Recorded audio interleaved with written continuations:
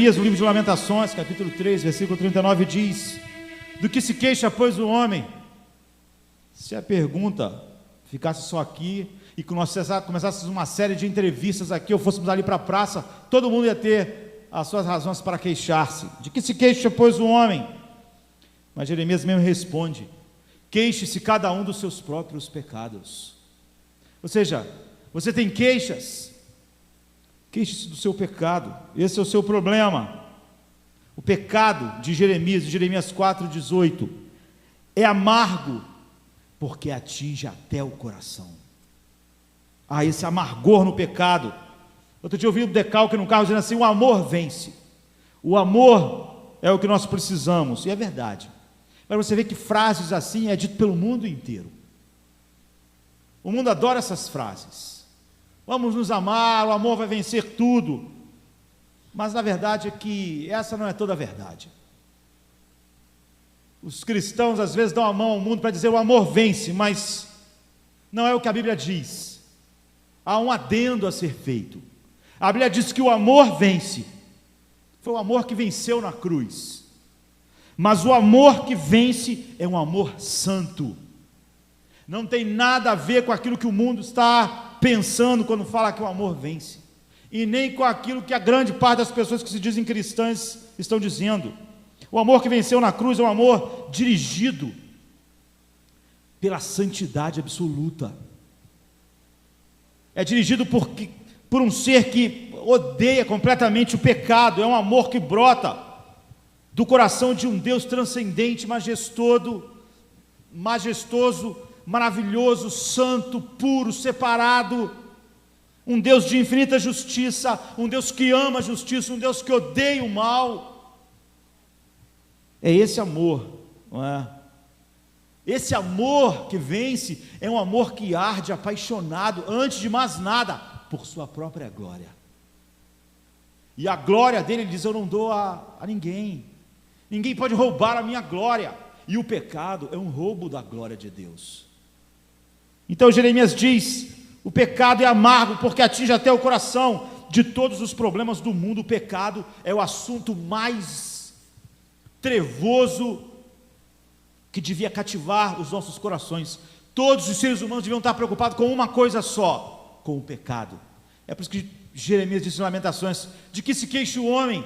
Queixe-se cada um dos seus próprios pecados.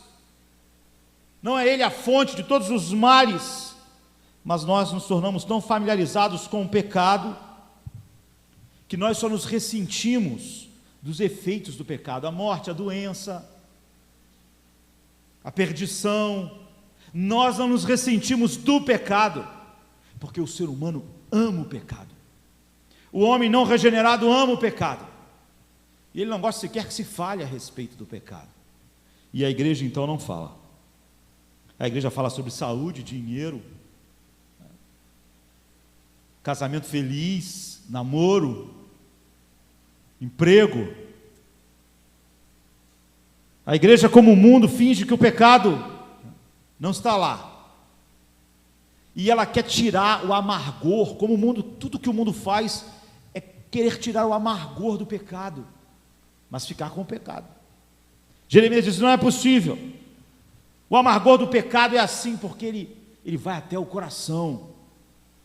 Nós nos tornamos uma sociedade que baniu a ideia do pecado, e nos tornamos uma igreja que não fala sobre o pecado, porque quando a igreja fala sobre o pecado, as pessoas sentadas dizem: essa mensagem é muito dura. Nós achamos duro falar sobre o pecado, nós não achamos duro pecar.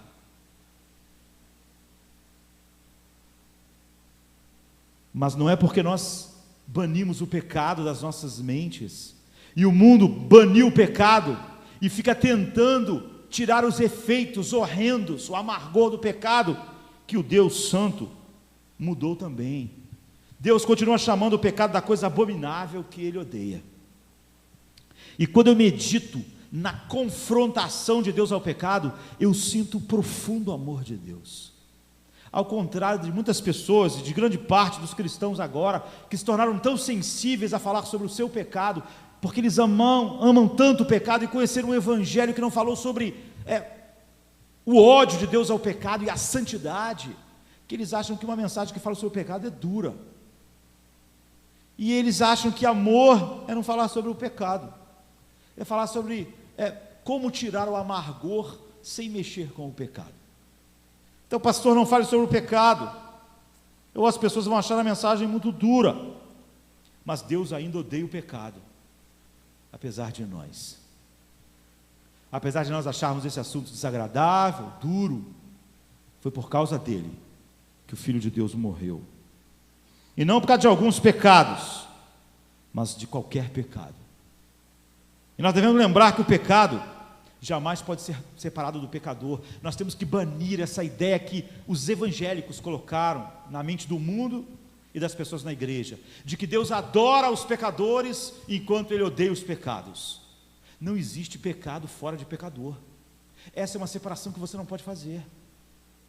Não existe assassinato sem assassino, adultério sem adúltero, mentira sem mentiroso. É como se nós pegássemos o assassino que está matando alguém agora e quiséssemos prender o assassino, o pecado do assassinato na cadeia e deixar o cara solto. Nós achamos isso ridículo.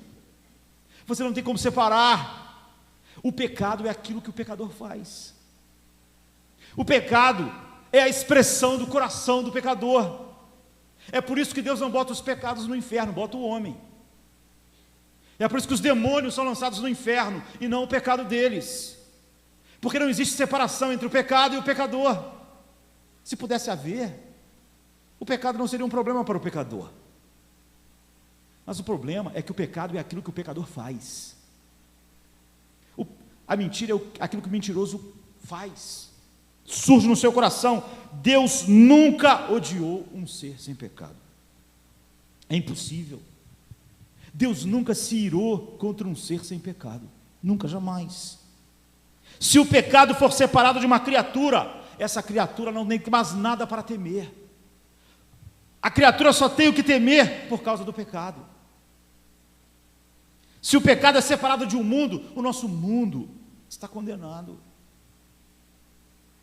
Mas se o pecado pudesse ser separado do nosso mundo, esse mundo já não teria mais o que temer. Essa é a grande notícia do Evangelho. Tire o pecado, e tudo que Deus tem é a expressão da sua glória em comunhão infinita, chamada eternidade, chamada vida eterna. Mas o pecado não pode ser separado do pecador. A bênção do Evangelho é exatamente como o pecado é tratado, e não fingirmos que o pecado não é o que ele é. O pecado não é apenas perigoso, graças a Deus, porque se ele fosse só perigoso, nós estaremos num torpor ainda maior do que estamos, e nossa sociedade também, e a igreja também. Mas o pecado também, segundo Jeremias, é amargo, e você pode tentar tratar do amargor do pecado na sociedade, mas é inútil, porque a sociedade ama o pecado que procura, que produz o seu sabor amargo. O pecado é amargo, e ele é a fonte abundante de todas as amarguras. A vida é cheia de amargura, porque o pecado é amargo. Então o profeta Jeremias diz isso, é amargo, porque atinge até o coração. Ele chama o pecado da raiz da amargura. Ele pode ser doce a princípio, mas o pecado é amargo em sua natureza, porque o pecado é um afastamento de Deus, que é a fonte de toda alegria infinita. Então o pecado não pode produzi-la. O pecado é oposição a Deus, o doador de todo prazer, que não pode ser medido. Então não adianta nós tentarmos construir uma vida que tenha prazer de fato, num pecado que separa o homem de Deus. O pecado é rebelião contra Deus, um governo santo, justo, um juiz, que não pode contemplar o pecado sem julgá-lo, puni-lo. É a degradação do homem.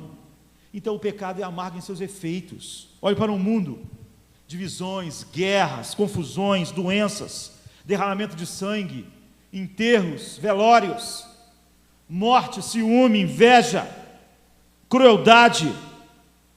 Olhe para as famílias: divórcio, raiva, ressentimento, ciúme, inimizade, falta de amor.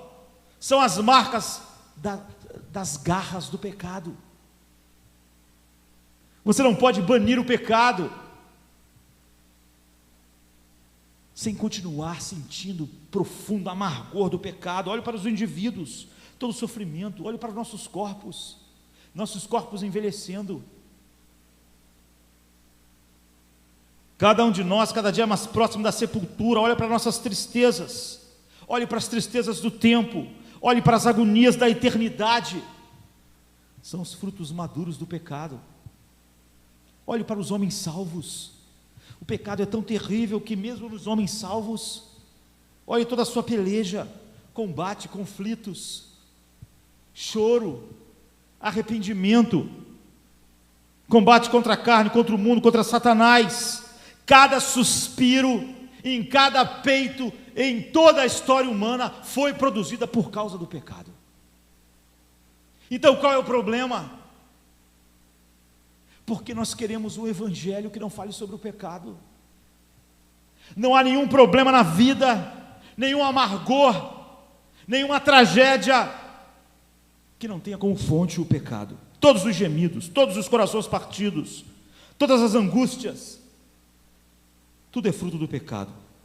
E o profeta diz, ele é amargo porque atinge até o coração. Ele é uma doença do coração, porque ele foi concebido no coração. O pecado não pode ser separado do coração do homem. Jesus diz, é no coração do homem que procede as mentiras, os adultérios, as calúnias, as guerras, os assassinatos.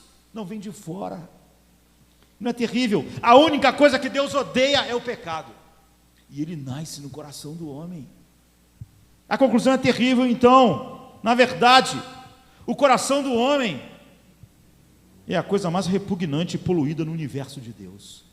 Se Deus só pode odiar o pecado, e só o coração do homem produz pecado, onde está todo o desprazer de Deus no universo?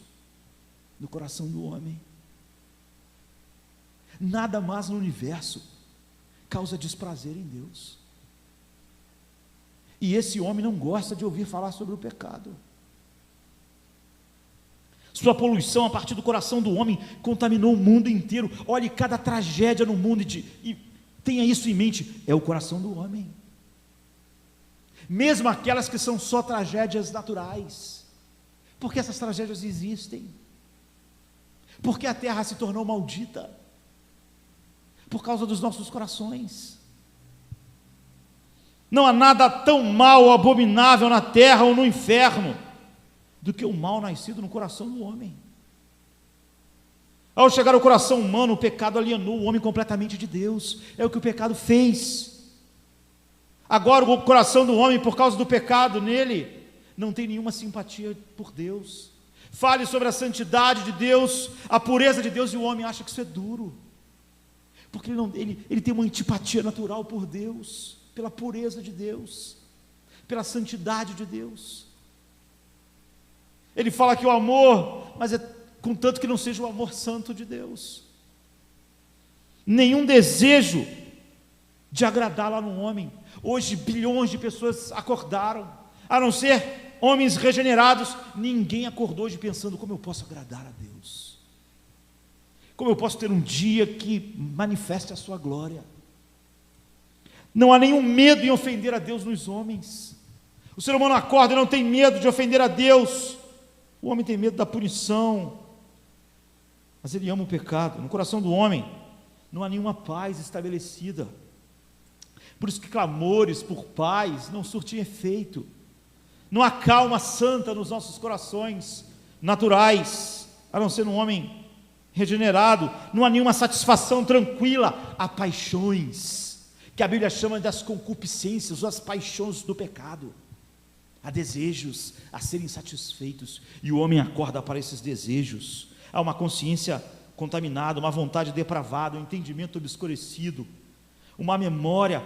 Pense na memória de um homem que não foi regenerado. Pense na memória de um homem que não está em Cristo. A memória dele é um depósito de males, porque tudo que um homem faz fora de Cristo é pecado. Todas as suas lembranças são lembranças de pecado. É uma tragédia. Todas as suas faculdades foram pervertidas, escravizadas pelo pecado. O pecado chegou ao coração do homem e o condenou. O homem está condenado. O seu coração, ele não vai ser condenado. E se a graça soberana de Deus não impedir, não há nada que possa ser feito. Então esse coração se tornará a sede da agonia eterna de cada ser humano. O único amor é o amor que confronta o pecado do homem. Uma igreja que não confronta o pecado do homem não o ama. Se você acha uma mensagem que fala sobre o pecado dura, é porque o seu coração é duro, é insensível a Deus, é cego para os males do pecado. Você desejava que o pecado fosse deixado em paz. Você é amigo do seu inimigo. Você ama aquilo que vai destruir você para sempre. E odeia o Deus que confronta o pecado. E o único Deus que pode sará-lo. O pecado é tão amargo que nenhum de nós, nem eu, poderia descrever a vocês quão amargo ele é. E esse amargor para a nossa tragédia, diz Jeremias, está na sede da vida. Está no coração, da onde procedem as saídas da vida. É por causa do pecado que o Salvador nasceu no mundo.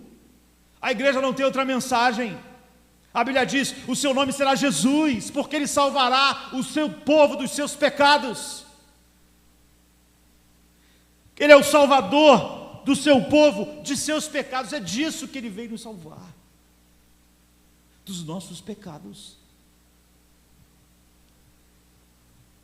Agora, existe outro assunto que devia estar na pauta da igreja. Há muitas coisas, até boas, naturalmente, que pode estar na pauta do mundo inteiro e regenerado. Mas essa é a pauta da igreja. Existe outro problema que devia ser combatido, proclamado e confrontado pela igreja, a não ser o pecado. Em nossas vidas, no mundo, Paulo diz, não tenhas comunhão com as obras infrutuosas das trevas, ou seja, com o pecado, antes condenai-as.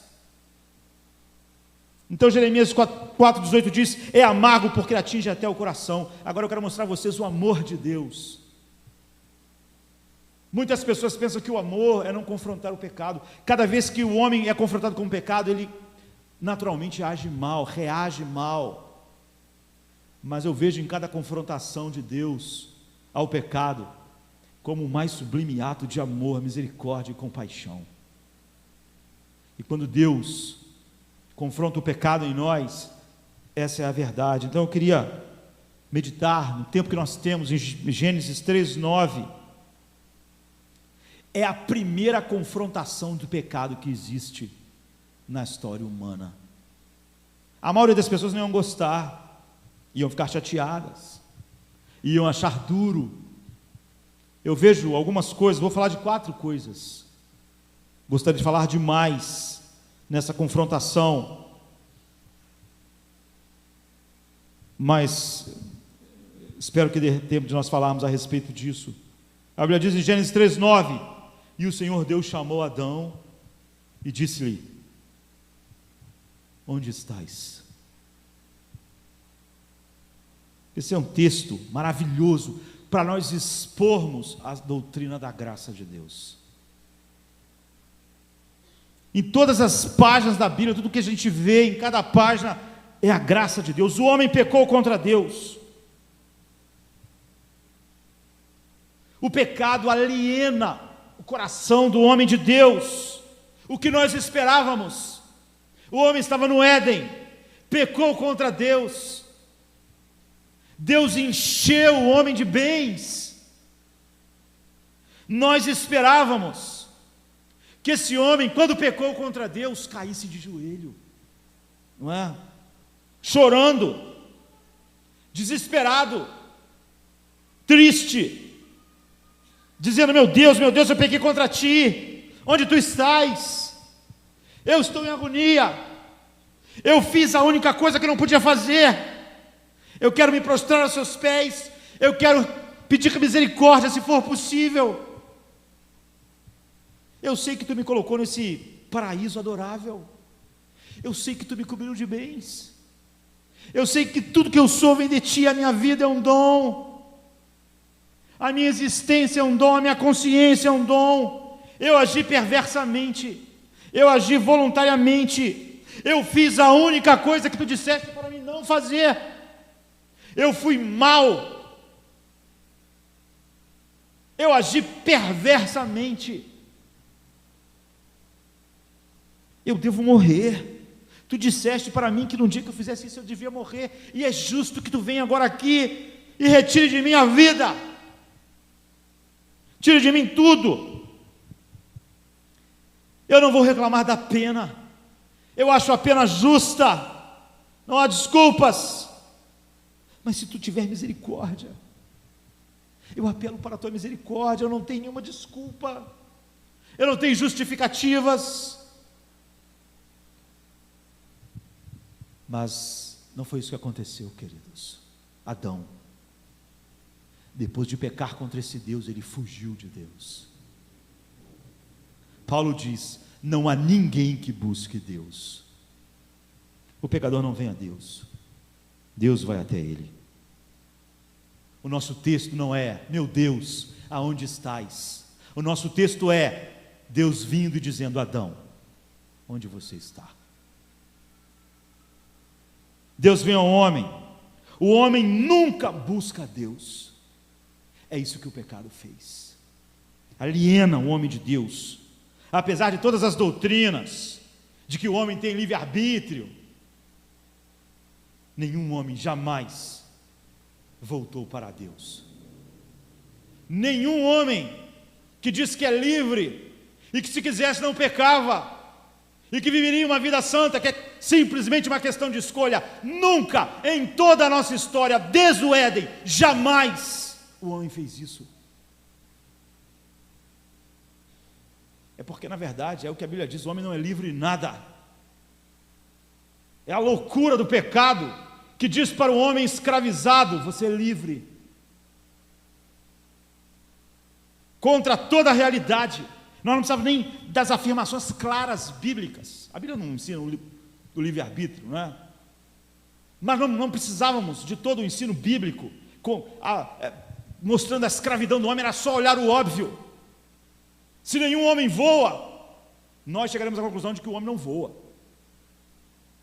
Se nenhum homem jamais voou, nós não pensaríamos: o homem não voa porque não quer. Porque se ele quisesse, ele voava. Nenhum homem jamais deixou de pecar. A ideia de que o homem é livre para não pecar é ridícula. Mas, no entanto, ela é propagada pela igreja, de que o homem é livre. O homem não busca Deus. A Bíblia diz: não há quem busque Deus, ninguém busca Deus. Adão não caiu de joelhos, Adão fugiu de Deus. Nunca foi encontrado, a partir do dia em que Adão pecou até agora, nenhum pecador que procurou Deus. Deus deve procurar o pecador. Uma ovelha pode se perder sozinha, mas a ovelha não se acha. É assim. Há que pastor achá-la, não é? Então o homem pode errar. O homem produz os seus próprios pecados. O homem é mau. Seu coração, como diz Calvino, é uma fábrica de ídolos, mas não uma fábrica de santidade. Ele é escravo e não senhor do pecado. O homem pode cometer injustiça, mas ele não pode sentir a culpa. Ele pode sentir remorso, ele pode ficar com medo do que vai acontecer, mas ele não pode sentir. A santidade é a coisa mais importante, e o meu coração feriu a santidade. Ele não pode sentir isso, porque esse arrependimento verdadeiro que flui de um coração que deseja a santidade é dom de Deus, dom da graça de Deus. Não temos nada a não ser o que é vil. Tudo o que se parece com Deus que você vê num homem é dom de Deus. Arrependimento, transformação, dom de Deus, dom de Deus, dom de Deus. Tudo que é próprio nosso flui do pecado. em nós. É mal. Então nosso texto manifesta, sabe, a alienação do coração humano de Deus. Não há um desejo de comunhão com Deus. O homem não fugiu do paraíso, ele fugiu de Deus. O pecado fez de todo homem tolo. Todo ser humano é tolo. Uma vez nós fomos criados à imagem de um Deus sábio, mas agora nós não passamos de homens tolos. Sem a graça de Deus, sem a regeneração de Deus, nós somos homens tolos, idiotas e arrogantes. Nós achamos que a mensagem sobre o pecado é dura, porque nós somos arrogantes e tolos. Nós devemos sentir todo o amor de Deus. Quando Deus vai confrontar Adão, nós não devíamos achar que Deus está sendo duro. Nós devemos pensar como Deus é bom. Deus disse que ele morreria. Deus devia fulminá-lo. A confrontação de Deus é um ato de misericórdia infinita. O homem pecou e fugiu de Deus. Por que Deus deveria procurá-lo? É o amor que confronta. Mas o homem é um tolo, e ele pensa que pode se cobrir a sua nudez, a nudez do seu pecado, com as suas estratégias. Como Adão, com as suas folhas de figueira. Ele é um louco. E essa loucura está em todos nós, que pensamos poder esconder qualquer pecado que seja da onisciência de Deus. Adão não sabia que Deus enche os céus e a terra, que Ele habita toda parte, do mais alto céu ao mais profundo inferno, que nada pode se esconder da mente de Deus. Ainda assim, Ele é tão ignorante e estúpido, quanto todos nós, quando não estamos iluminados pelo Espírito Santo, de pensarmos que podemos nos esconder dos olhos da ira divina. Como somos tolos. Como a tolice é algo que flui de dentro dos nossos corações. Nossas mentes não podem vencê-la. Nós só repetimos a loucura do nosso primeiro pai, dia após dia, tentando esconder o pecado de nossas consciências, quando na verdade ele não pode ser escondido de Deus. Nós tentamos obliterar nossas consciências dizendo, não é nada demais, não é assim, são os outros, é o mundo. É a mesma loucura. Quando estamos com medo do olhar do homem, nós mostramos nossa loucura. A igreja é cheia de gente assim. Sempre que alguém comete um erro, as pessoas dizem, não quero que ninguém me julgue, não quero que ninguém me julgue. Ele odeia ser julgado pelo homem. Essa pessoa está, quando ela diz isso, eu sinto que é como se o homem desprezasse completamente Deus. É como se ele dissesse, Deus me julga. Ele não tem ideia do que é ser julgado por Deus. Ele tem mais medo do julgamento dos homens. Ele se sente mal se os seres humanos julgarem ele, mas Deus não, Ele não se importa. Ele fica horrorizado com a ideia de que um homem o julgue. Eu acho muito pelo contrário, quem dera os homens pudessem me julgar. Mas é Deus que me julga. Isso é terrível. Quem dera que quem julgasse Adão fosse Eva, ou Eva julgasse Adão. Mas o problema não é esse. Deus é o justo juiz. O homem, quando se importa com o julgamento dos homens, ele mostra que ele não entende o que é o pecado, sabe, não entende. Então nós nos entrincheiramos, contanto que os homens não nos julguem, não liguem, ou não saibam, nós nos sentimos bem. Nós vamos para nossas camas com um véu negro sobre nós, estamos satisfeitos, porque o homem não pode ver o nosso coração, porque os homens não podem ver nossas maldades, nossos pensamentos. Então nós fingimos que Deus não percebe. O pecado, sabe, devia fazer você e eu falar como Davi, para onde eu fugirei da sua presença? Porque o pecado faz nós esquecermos que se nós subirmos ao céu, Deus estará lá. Se nós descermos ao inferno, Deus estará lá também. Se nós pedirmos as trevas para nos cobrir, a treva e luz para Deus é a mesma coisa. Ele enxerga, Ele é o Deus que vê. Mas agora, o ignorante Adão está escondido de Deus, como todos nós nos sentimos escondidos. Achamos que os pecados que nós justificamos, os pecados que nós não queremos ver confrontados, estão apagados, estão escondidos, estão obliterados da nossa história, mas não estão. E eu acho algo maravilhoso, Deus vem andando, Deus não apareceu na mesma hora que Adão pecou, como um raio do céu.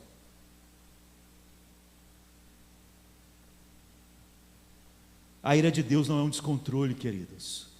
Muitas pessoas baniram a ira de Deus, porque muitas pessoas acham que a ira de Deus tem o seu retrato na ira humana. A ira humana é uma coisa descontrolada, é uma paixão pecaminosa. Não pense em Deus assim. A ira de Deus é uma determinação firme, constante e imutável contra o pecado. Ele é santo e Ele vai punir o pecado. Não é um descontrole, não é uma explosão de fúria que daqui a pouco passa, não é um capricho. A ira de Deus é tão eterna quanto o seu amor. Então Deus vem, Ele não estava com pressa para ferir o agressor, Ele não veio nas asas do vento, não veio num raio. A Bíblia diz que na viração do dia, na mesma hora que Ele sempre tinha aquele momento de comunhão com Adão, não antes, Deus veio. Não na calada da noite, a noite é assustadora, né? Como os seus sons guturais, para aumentar os terrores do criminoso, nem no calor do dia, mostrando a paixão, o calor da paixão. A ira de Deus não é assim. Não, no início da manhã. Isso mostra como Deus é longânimo. Adão pecou contra toda a bondade, mas Deus veio na tarde, na viração do dia, quando o orvalho começou a chorar a miséria humana, quando o último sol se pôs sobre a nossa terra abençoada.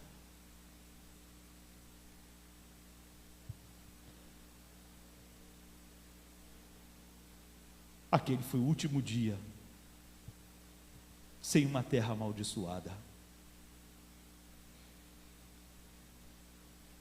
A última tarde de um paraíso nesse mundo.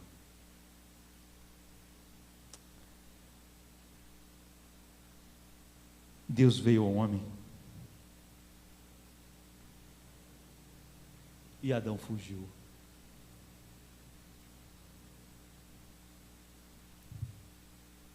Ele não desejava mais a comunhão doce com Deus. Sua santidade não lhe trazia alegria. Se ele pudesse, ele nunca mais encontrava Deus. É isso que cada descendente de Adão tem em seu coração, um desejo de nunca mais ver Deus, ouvir sobre sua santidade, contemplar sua face. Agora, nós ouvimos a voz de Deus que diz: Adão, onde estás? Há tantas verdades nessa frase curta de Deus. Cada frase que sai de Deus é um oceano de meditação que tem para nós. Nós falamos muito para dizer pouco. Deus, em poucas palavras, diz tanto. Sabe? Onde estás? É uma voz que simboliza tantas coisas. Como o ser humano pode ver a confrontação ao pecado como algo duro, é inacreditável. Como o homem com o coração cheio de crimes contra Deus pode achar dureza e falta de amor quando esses crimes são confrontados. Isso não mostra a depravação total do coração do homem. Onde você está? 3 palavras. 3 palavras, elas nos mostram, em primeiro lugar, que o homem estava perdido agora. Essa é uma expressão, onde você está, de algo que nós perdemos. Não é? Quando nós usamos,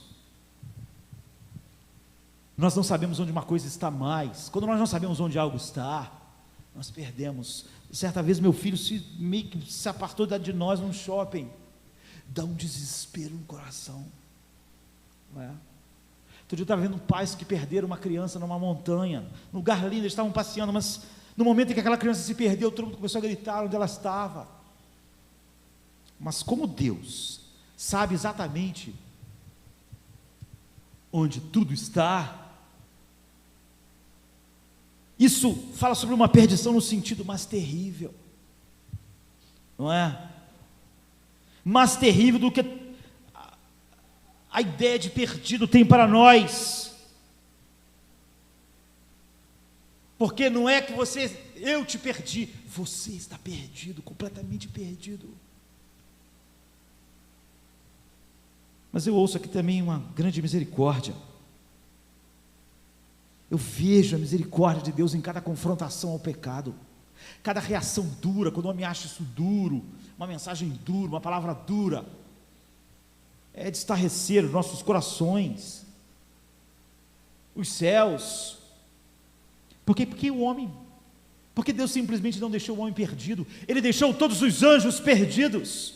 Deus nunca perguntou: Satanás, onde estás? Esqueça a ideia de que Deus tem que salvar alguém. Deus não é bom porque salvou você ou vai salvar alguém. Deus não salvou nenhum anjo, e Ele é amor. O salário do pecado é a morte, e quando Deus pune o pecado, Ele está sendo justo e bom, porque é bom punir o mal. Deus só usa a sua misericórdia quando quer. Ele não usou sobre nenhum anjo, e se não usasse sobre nenhum homem, Ele estaria sendo justo e misericordioso, estaria sendo misericordioso e justo. Ele não perderia o seu atributo da sua misericórdia por não usá-la no homem. Ele não é obrigado. A misericórdia é assim. Mas onde você está? O homem nunca procurou Deus. Deus procurou o homem no jardim. E quando Deus desceu ao mundo, a Bíblia diz, Ele veio buscar e salvar o que estava perdido. Nenhum homem clamou aos céus como Adão. Então, onde você está?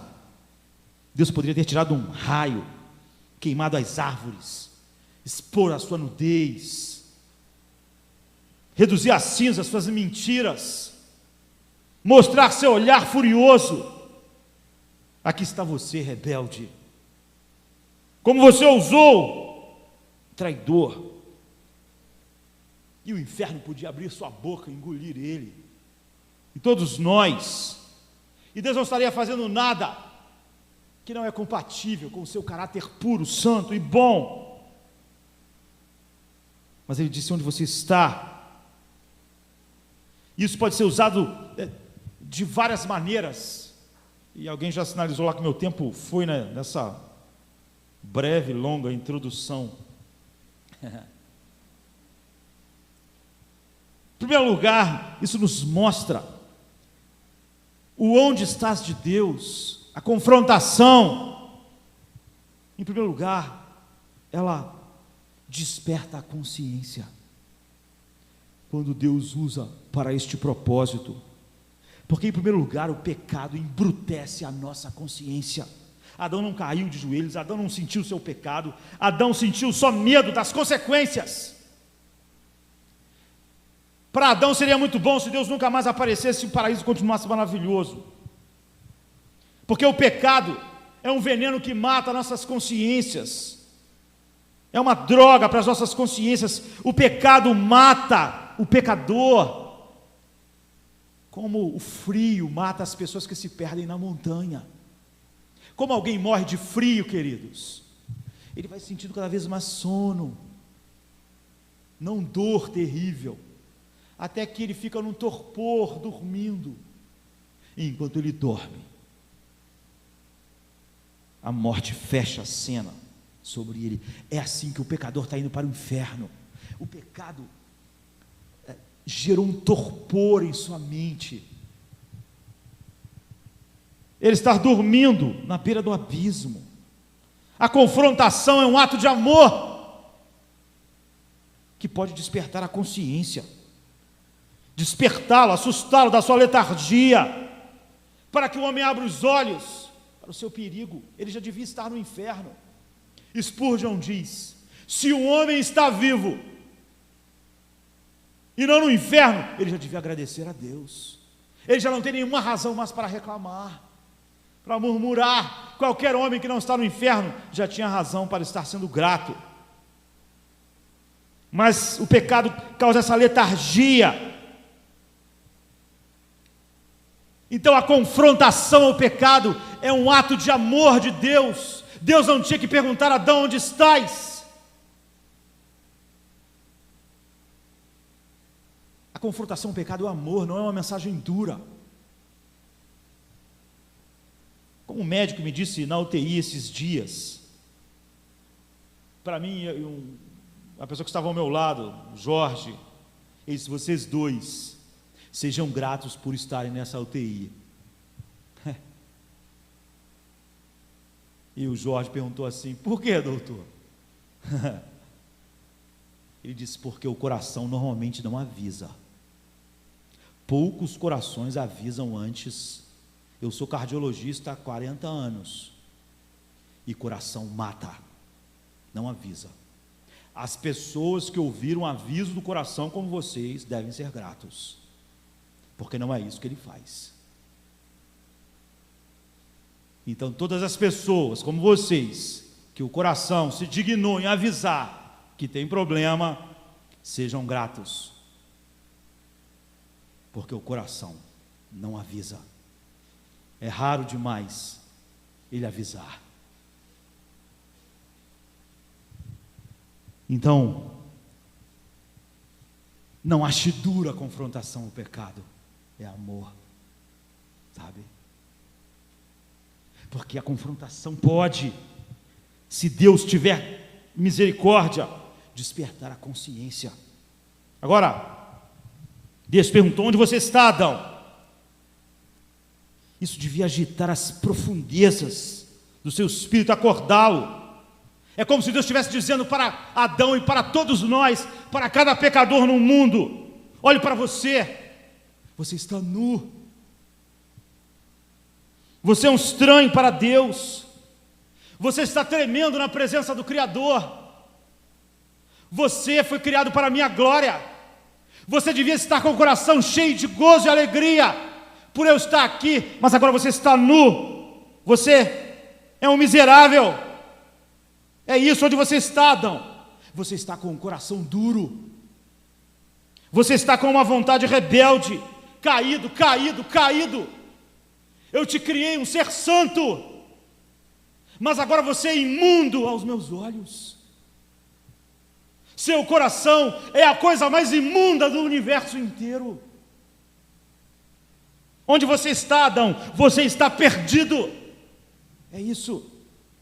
Você está perdido para Deus, Adão. Você está perdido para a felicidade. Você está perdido para a paz. Adão, você está perdido para o tempo. Você está perdido para a eternidade. Você está perdido completamente. É o mesmo que Deus está dizendo para você nesta noite, para mim. Pecador, você está perdido.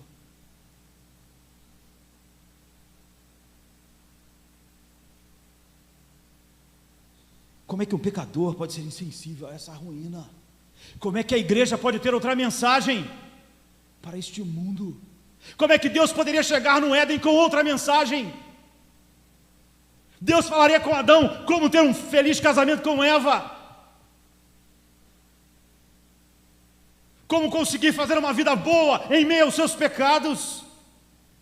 Deus não era uma confrontação de amor por ele ir lá tocar no pecado de Adão. O que mais Deus poderia dizer? Que tipo de coisa um pecador precisa ouvir? Que tipo de salvador o pecador precisa? A não ser o Salvador que salva o homem dos seus pecados. Mas onde você está? Me conte. O homem está numa condição que a própria consciência dele o condena. Ele mesmo sente culpa. Agora, se a nossa consciência, que não é algo que humano, algo que caiu com o ser humano, se a nossa consciência nos condena, imagine a justiça santa de Deus. Se nem nós, com nossas justificativas, conseguimos nos convencer da nossa pureza, imagine Deus. Onde você está então? Então, a confrontação de Deus é como um anzol para despertar nossa consciência. E se a nossa consciência às vezes nos açoita, nossa consciência imperfeita, imaculada pelo pecado, imagine a justiça de Deus. Se o nosso coração nos condena, imagine um Deus santo. Será que nós não percebemos que o pecado nos fez estranhos para Deus? Muitos dos que estão aqui nesta noite, que conhecem Deus, que são simplesmente cristãos nominais, isso está cheio no mundo que nós chamamos de cristão e de igreja. Muitas pessoas raramente pensam em Deus, podem passar dias, semanas, sem a menção do nome de Deus. Pensam em Deus nos cultos, exceto talvez em momentos triviais. Grande parte das pessoas não podem viver sem seus amigos, mas podem viver sem Deus. Deus está dizendo para ela: onde você está? É a mesma coisa. Ela pode viver sem Deus, não pode viver sem seus amigos. Ela come, ela bebe, ela está satisfeita. O mundo é suficiente para ela. Seus prazeres transitórios satisfazem seu espírito. Deus é um intruso.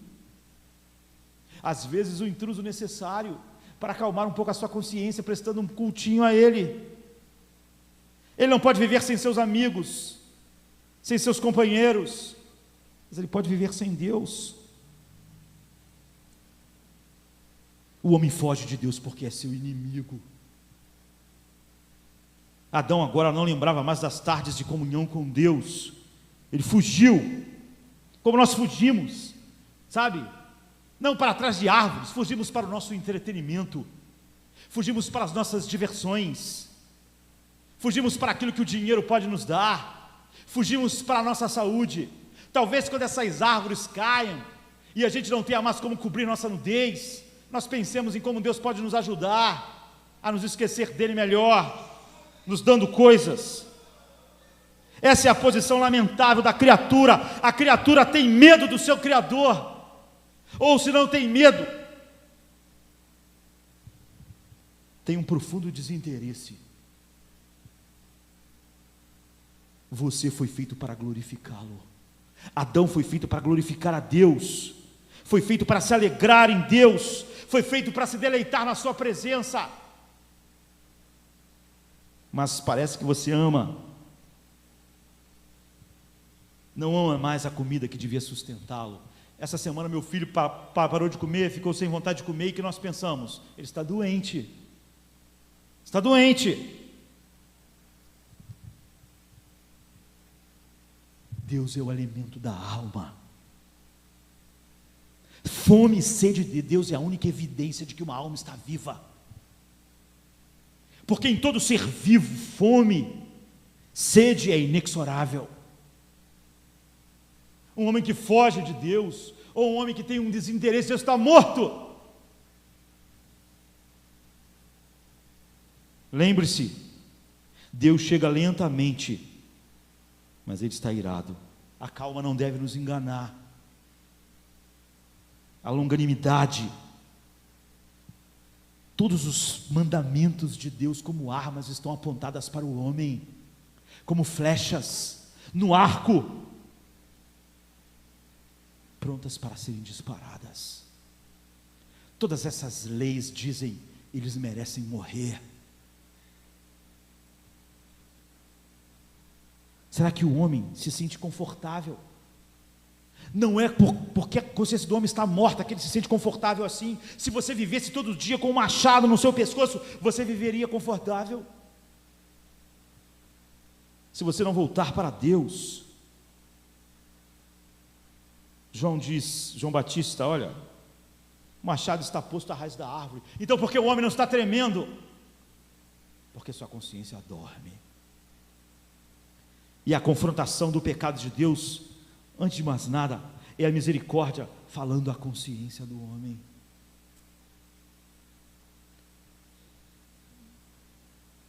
Sabe? Deixe o homem acordar do seu sono e ver que ele está dormindo na beira do abismo. Então a voz é: onde você está? Sua vida é frágil. Nada é mais fraco do que a vida. Uma teia de aranha é mais forte do que aquilo que prende você a este mundo. Sabe, os sonhos são mais fortes, são uma parede de concreto comparado com a estrutura que mantém você nesse mundo. Você está aqui sentado hoje, mas amanhã você pode estar gritando em outro mundo. Então a Bíblia, onde você está? Perdoado ou morrendo? Condenado, indo para a destruição. Como é difícil fazer um homem despertar. Na verdade é impossível.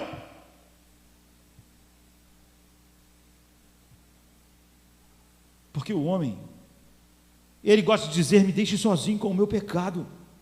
Você vê como é a misericórdia de Deus que vai ao jardim e diz: onde você está? Quando Deus abandonou o homem no inferno,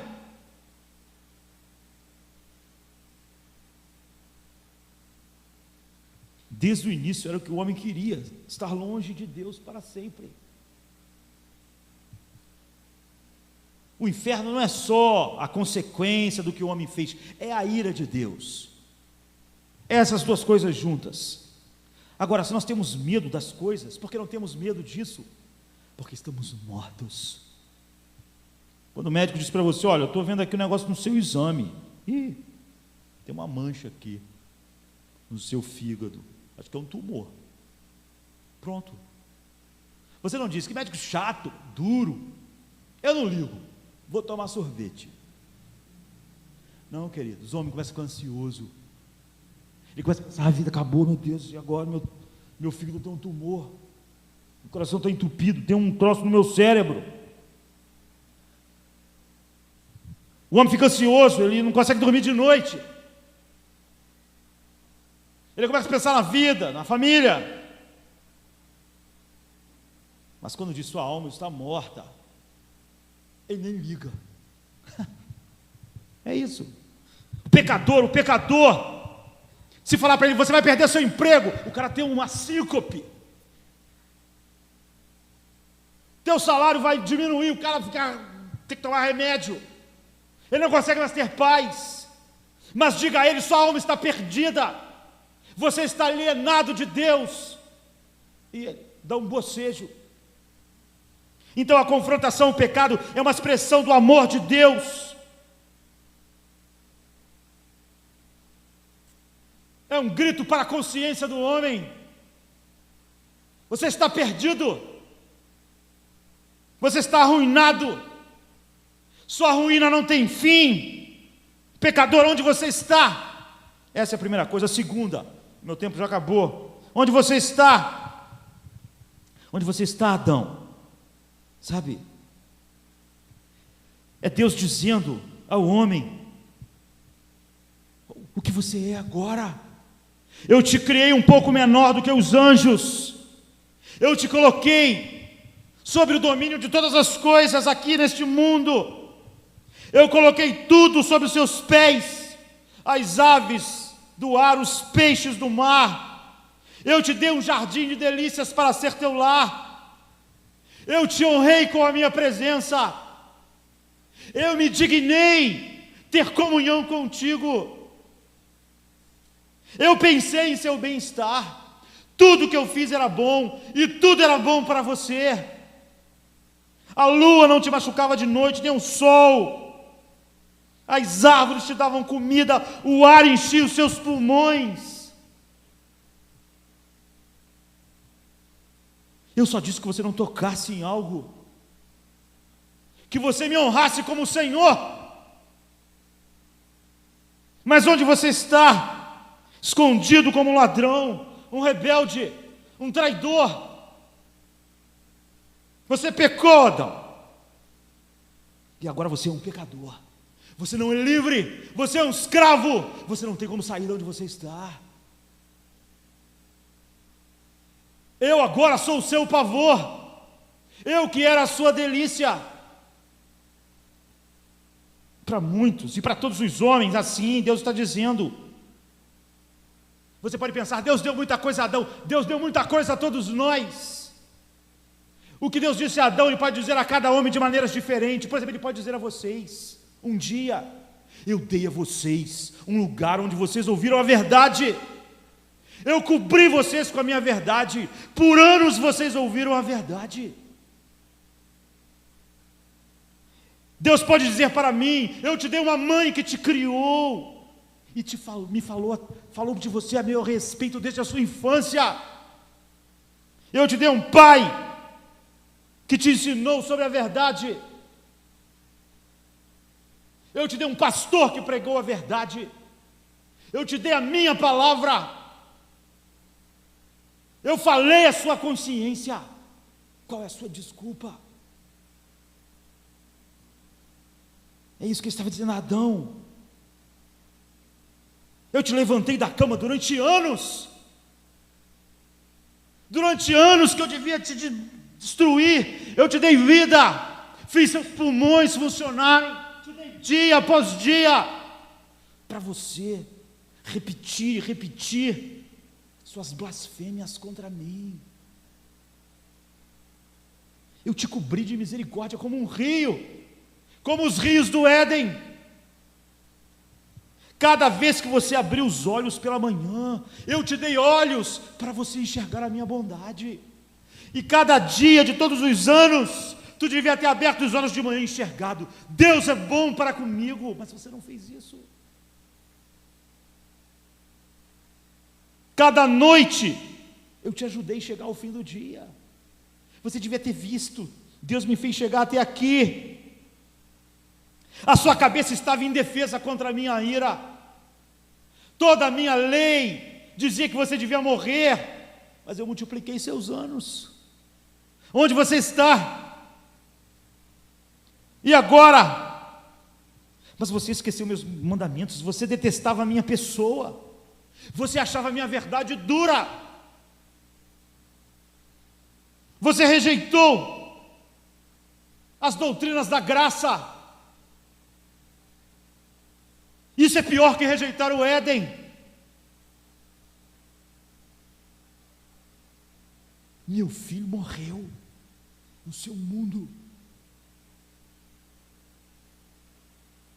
Mas você podia viver sem essas coisas. Não sem seus amigos, suas coisas, mas eu te cobri de bondade.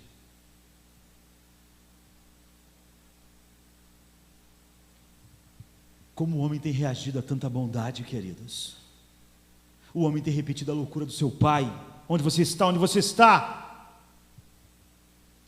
Deus responde onde o homem está. Você está no campo do meu inimigo.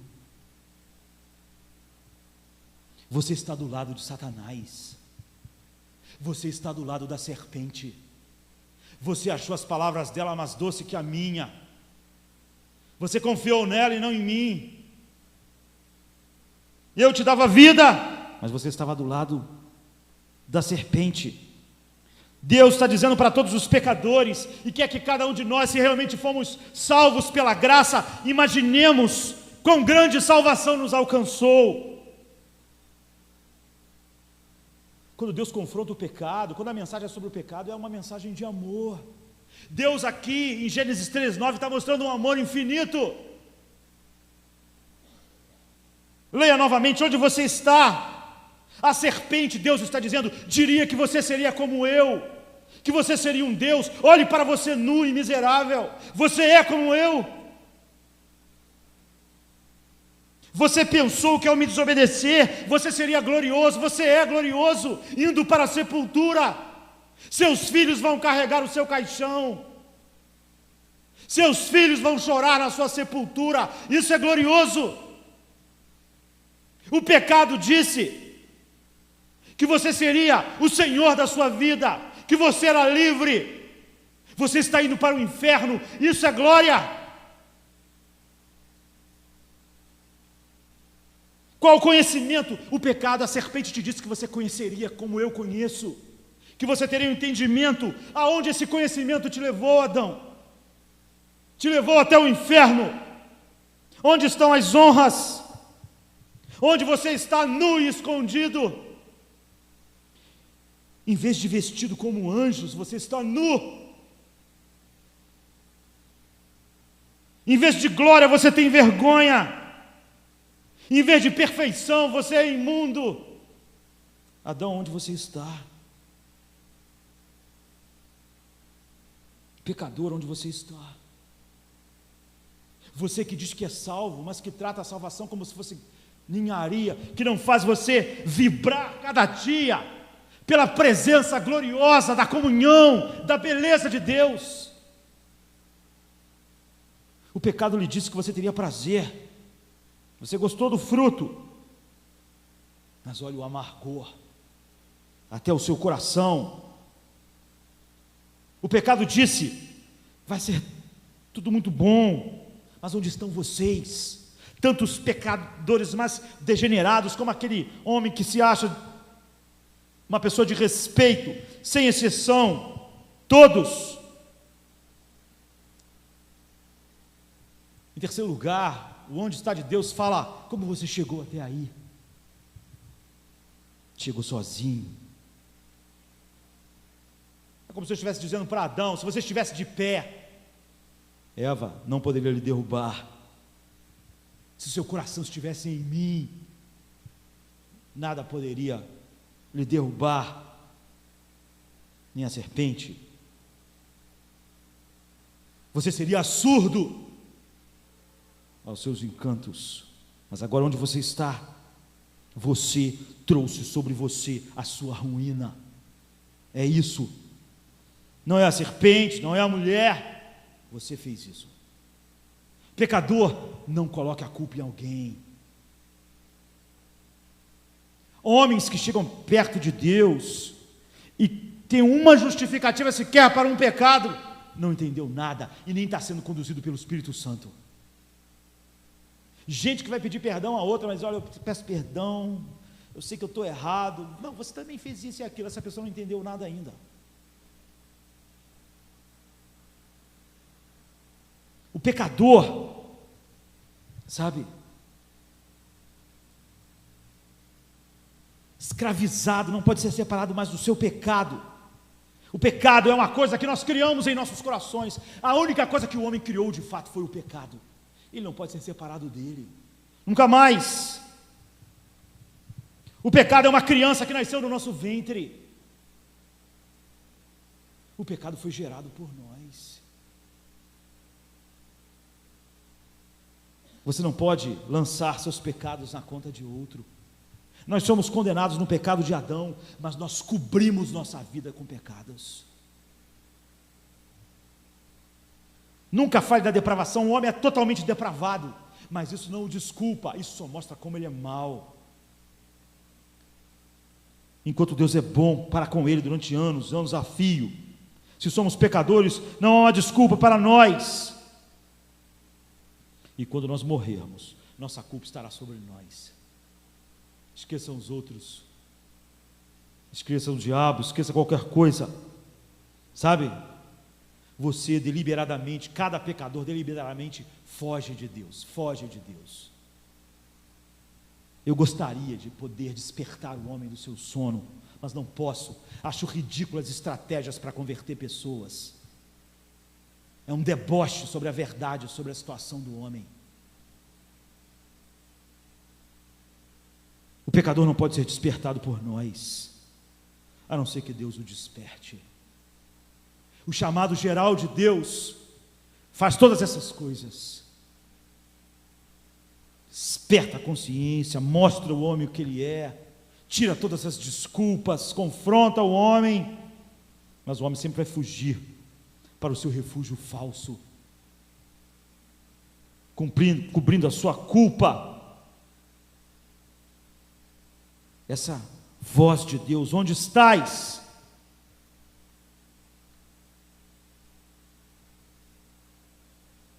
Só essa voz pode trazer o eleito de volta. Deus não é obrigado a trazer ninguém de volta, mas essa voz nos mostra algo maravilhoso.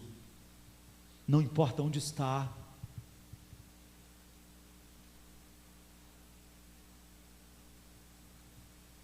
Deus pode trazer de volta um pecador. Eu posso falar com confiança para você nesta noite, se você se sente despertado, se você se sente convencido do horror do seu pecado. O homem não tem que só se levantar da cama do pecado, ele tem que se levantar da cama do pecado com um sentimento de destruí-la, sabe? Não é algo que nós levantamos para caminhar, para talvez um dia voltar para deitar nela. Ninguém pode fazer isso por um homem. Ele precisa de um novo coração para odiar a cama que ele deitou tão alegremente. Se você tiver algum desejo pela santidade de Deus, se o homem tem algum desejo de ser como Deus é, não correr para Deus porque alguma coisa está fazendo você infeliz nesse mundo, saúde, doença, morte, mas por Deus. Então eu posso dizer que Deus te procurou de uma maneira eficaz nesta noite, que mais do que despertar a sua consciência, confrontar o seu pecado, mostrar a sua loucura, Deus misericordiosamente tocou seu coração e o mudou.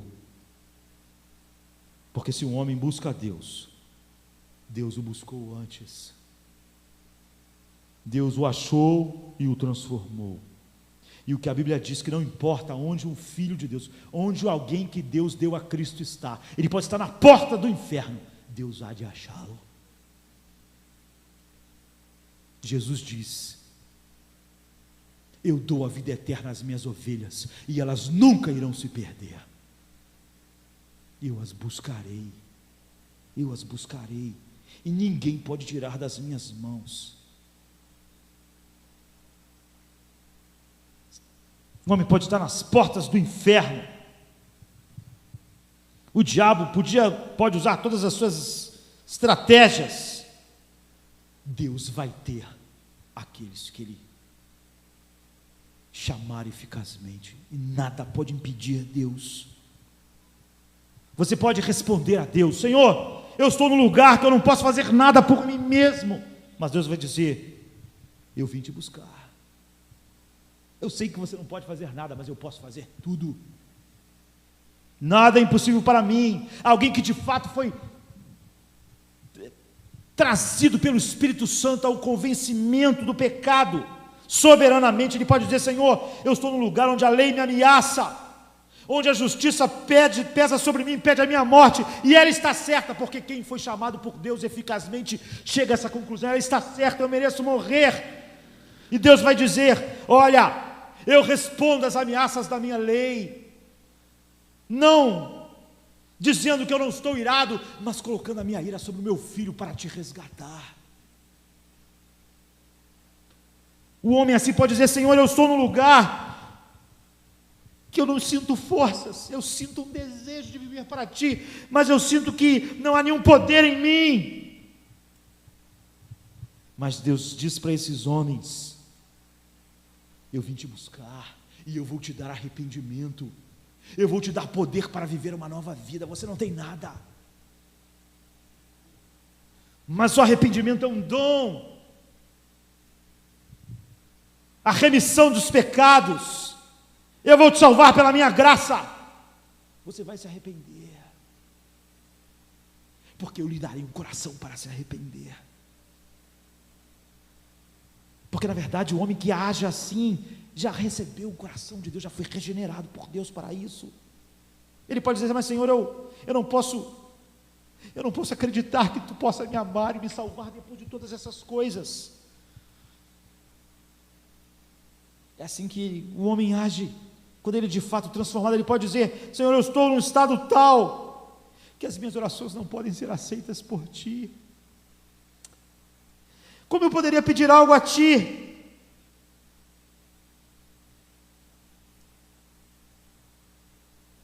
E ele vai dizer: eu vim te buscar. Meu filho intercede por você. Ele intercedeu por você um dia. Ele disse: Pai, eu peço que aqueles que Tu me deste estejam comigo. Eu não oro pelo mundo, mas eu oro por aqueles que do mundo Tu me deste. Não só por esses que estão aqui, mas por aqueles que ainda estão no futuro, porque eram Teus e Tu me destes.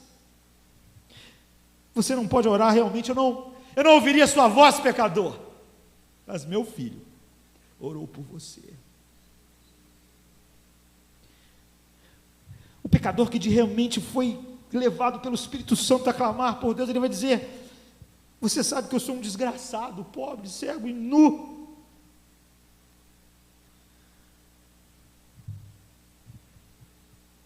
Eu não posso, há maldade suficiente em mim para encher o inferno. E Deus vai dizer: eu sei. Quando eu disse onde você está, eu conhecia as profundezas da tua tragédia. Você pode dizer: Senhor, eu sou o maior dos pecadores, eu sou o principal dos pecadores. Mas Deus vai dizer: eu vim te salvar. O homem pode dizer: eu sou o pária da sociedade. Não era isso que Adão era. Tu me deu tudo, eu fiz tudo errado, mas eu vim buscar você. Deus, eu pequei além de toda esperança, mas eu sou aquele que flui sobre aqueles que não têm esperança. Eu sou a esperança dos desesperançados. Eu mereço ir para o inferno. E Deus diz: mas eu te salvo pelos méritos do meu filho.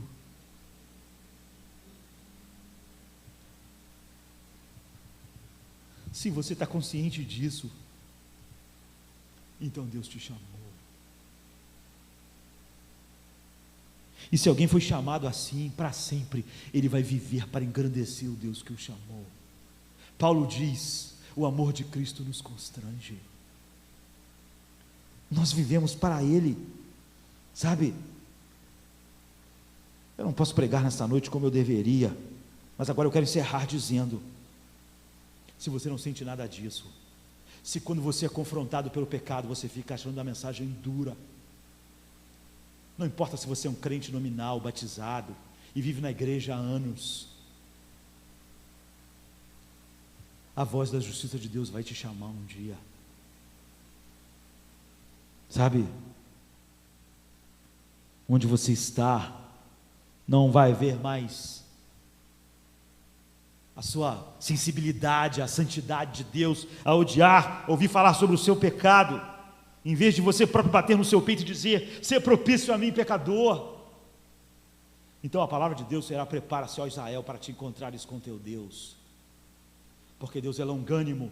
Mas o que Deus mostrou no Éden é que Ele não veio como um raio, Ele veio na variação do dia, mas Ele puniu o pecado.